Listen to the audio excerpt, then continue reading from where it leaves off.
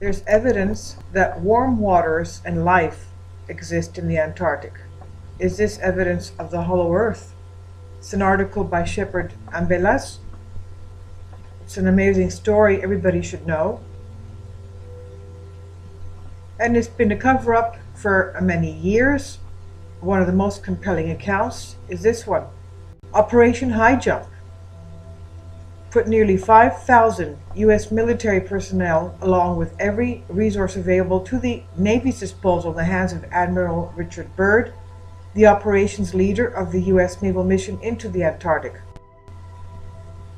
So every resource of the entire U.S. Navy was made available for Admiral Byrd's team, and we have to take into account that it was an unusually bold move for American military at the time, since nations and world economies were still volatile from the war's aftermath.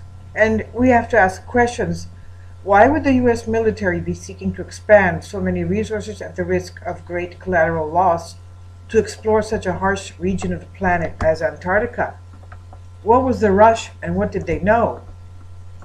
So we find a lot of details regarding Operation Highjump have been carefully tucked away over the years, and we find that internet sources explain little about the mission, titled The United States Navy Antarctic Developments Program 1946-47. It says, the United States operation, organized by Rear Admiral Richard E. Byrd, Jr., U.S. Navy retired officer in charge, Task Force 68, and led by Rear Admiral Richard Cruzen, U.S. Navy Commander Officer, Task Force 68. Operation Highjump commenced August 26, 1946, after the Second World War, ended about a year before that, and ended in late February of 1947. The Task Force 68 included 4,700 men, 13 ships, and multiple aircraft. The primary mission of Operation Highjump was to establish the Antarctic research base Little America 4. Highjump's aims, according to the U.S. Navy report on the operation, were these. 1. Training personnel and testing equipment in frigid conditions. 2. Consolidating and extending United States sovereignty over the largest practicable area of the Antarctic continent. This was publicly denied as a goal even before the expedition ended. 3. Determining the feasibility of establishing, maintaining, and utilizing bases in the Antarctic and investigating possible base sites. 4. Developing techniques for establishing, maintaining, and utilizing air bases on ice, with particular attention to later applicability of such techniques to operations in interior Greenland, where conditions are comparable to those in the Antarctic. 5. Amplifying existing stores of knowledge of hydrographic, geographic, and geological, meteorological, and electromagnetic propagation conditions in the area.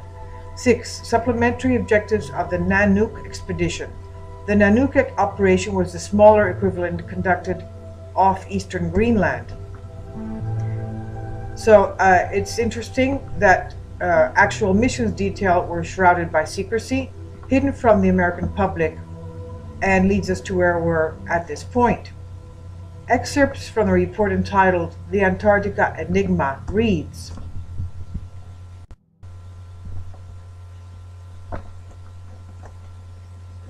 little other information was released to the media about the mission, although most journalists were suspicious of its true purpose given the huge amount of military hardware involved. The U.S. Navy also strongly emphasized that Operation Highjump was going to be a Navy show. Admiral Ramsey preliminary orders of August 26, 1946 stated that the Chief of Naval Operations will deal with other government agencies, and that no diplomatic negotiations are required. No foreign observers will be accepted. Not exactly an invitation to scrutiny, even from other arms of the government.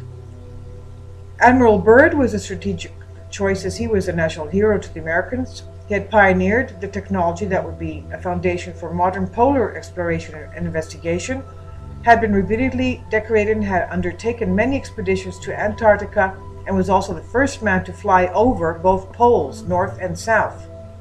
However, the task force itself remained strictly under the military command of Rear Admiral Richard Cruzen. Unfortunately, the ship's central group entered the ice pack of the Ross Sea on December 31st, 46, and found conditions as bad as had been noted for over a century.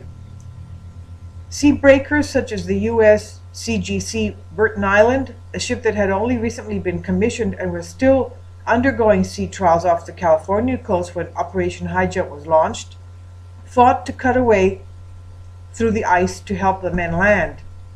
Richard Cruzen was one of the few men to have located at several Oases. So these several Oasis locations were the actual real reason the expedition team was sent there in the first place, although at the time only those with a top secret clearance would truly know the mission's true objective. An excerpt from the Davies County Historical Society reads, according to a Navy report, 1,000 miles off new coastline was discovered on exploratory trips by the Bear and Byrd seaplane.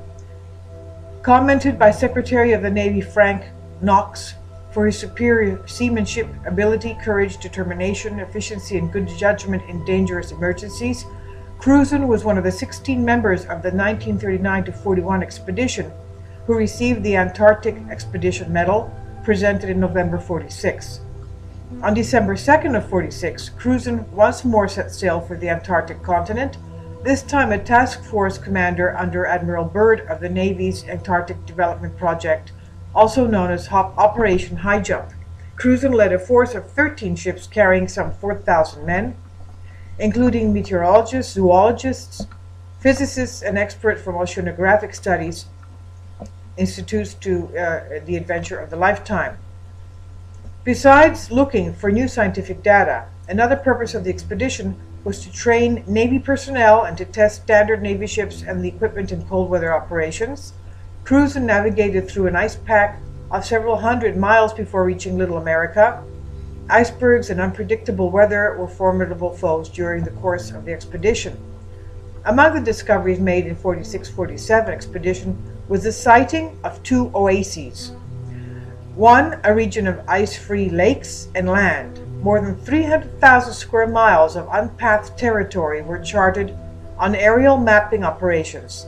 Their observations proved that radical changes would have to be made on existing maps of the Antarctic. So, why would warm spots and warm water exist in the Antarctic? What does that mean? Researchers such as Dr. Brooks Agnew and others have deeply considered the possibility that the Earth itself could be a hollow egg-like lake shape, meaning that there is a hollow Earth, rising to the hollow Earth theory. Although this theory seems hard to comprehend because we've been told exactly the opposite our entire lives in school and so on. So what if the Earth was hollow? Would that be possible? And is there evidence to back this up? And the answer is yes. Evidence shows that the Earth rings like a bell after an earthquake for a period of up to about 60 minutes. And that's why some scientists and researchers say that this is due to the fact that the Earth is hollow. If the Earth had a solid core, then when the earthquake happened, it would likely absorb all of the vibration and not resonate it like a bell. This is just one detail that should open our minds to the possibility that the planet is hollow. Virtually every culture and civilization across the planet throughout the ages has documented what appears to be the existence of a hollow Earth. According to Dr. Brooks Agnew, a hollow Earth is a very real possibility. Agnew has focused his studies on the North Pole region. He and his team plan to one day locate a documented polar depression, thus launching test overflights from a nuclear-powered icebreaker. Brooks and his team plan a scientific expedition to the brim of the hollow Earth, which proves to be unsuccessful at this time due to a lack of his funding. Brooks plans to use a sun compass and a gyroscope above the 60th parallel to get accurate measurements of the oceanic depression. If the rate of change begins to increase, then likely the team would be entering the long, elusive polar depression, which has been reported by ancient Viking explorers and modern-day seamen alike. Agnew talks about the formation of planets, Sir Isaac Newton, difference between thick and thin crust physics, zero gravity, and more, on various interviews that he's made. And we also have this wonderful mystery of what happened to the reindeer that the Norwegian whalers left on Antarctica over 100 years ago. They did not believe that the reindeer would live. However, 100 years later, they're thriving and nobody can get rid of them. It's a mystery how they survive in the Antarctic. We also have to remember the recent scientific experiments that the International Space Station crew had conducted in space when they were conducting the water experiments. They would have a drop of water which would take on a circular shape, and when they introduced little particles of orange peels inside, the orange peels would come and float onto the surface of the water bubble, leaving the weight, showing that the heavy weight of the items floated to the surface and were not found in the center. And this confused them because they believed that they would stay in the center of the water bubble. So that's a small type of an example of what would happen in a planet, a body of a planet, where the crust or heavy elements would come and float towards the surface of the planet. I'll leave a link below for you for this article.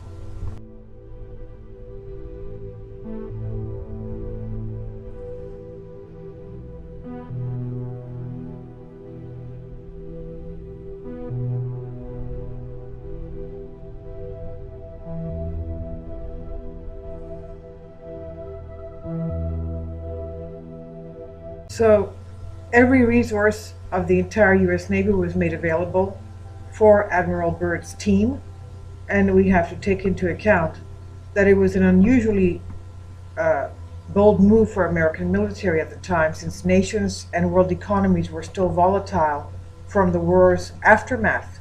And we have to ask questions. Internet sources explain little about the mission, titled The United States Navy Antarctic Developments Program 1946 to 47. It says, the United States operation organized by Rear Admiral Richard E. Byrd, Jr., U.S. Navy retired officer in charge, Task Force 68. There's evidence that warm waters and life exist in the Antarctic. Is this evidence of the hollow earth? It's an article by Shepard Ambelas. It's an amazing story everybody should know. And it's been a cover-up for many years. Why would the U.S. military be seeking to expand so many resources at the risk of great collateral loss to explore such a harsh region of the planet as Antarctica? What was the rush and what did they know? So we find a lot of details regarding Operation Highjump have been carefully tucked away over the years, and we find that here's one of the most compelling accounts is this one. Operation Highjump put nearly 5,000 U.S. military personnel, along with every resource available to the Navy's disposal, in the hands of Admiral Richard Byrd, the operations leader of the U.S. naval mission into the Antarctic.